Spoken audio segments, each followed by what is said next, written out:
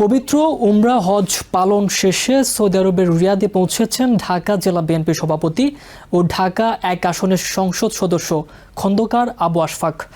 রিয়াদের কিং আব্দুল খালিদ আন্তর্জাতিক বিমানবন্দরে পৌঁছালে রিয়াদে ঢাকা জেলা বিএনপির অঙ্গ সংগঠনের নেতাকর্মীরা তাকে উষ্ণ অভ্যর্থনা জানান।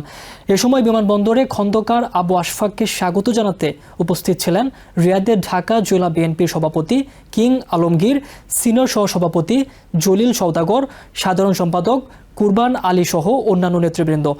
সৌদি আরব সফরকালে তিনি স্থানীয় প্রবাসী বাংলাদেশিদের সাথে কুশল বিনিময় করবেন এবং বিভিন্ন সাংগঠনিক কার্যক্রমে অংশ নেবেন।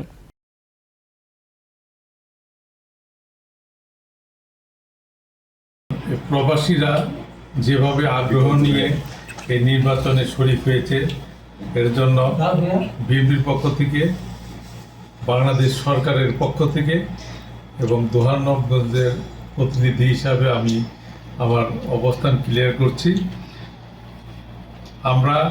এই সরকার আমরা সকলেই প্রবাসীদের কাছে কৃতজ্ঞ।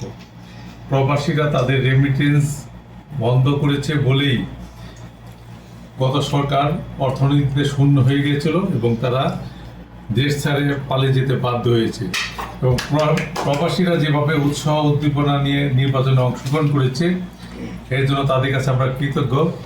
নির্বাচনের পূর্বে আমি দোহারনবগঞ্জে ডিক্লেয়ার দিয়েছি, প্রবাসীর পরিবার যারা দেশে থাকে তারা কোনো না কোনোভাবে নির্যাতনের শিকার হয়। তাদের গার্জেনহীন থাকার কারণে তাদের বাড়িতে কেউ আঘাত করে, তাদের জমি কেউ দখল করতে চায়, কেউ চাঁদা চায়, কেউ বাড়ি করতে গেলে চায় চাঁদা চায়, বা জোর করে নির্মাণ সামগ্রী দিতে চায়। তাদের জন্য আমি দোহারনবগঞ্জে 2টি কমপ্লেন বক্স খুলব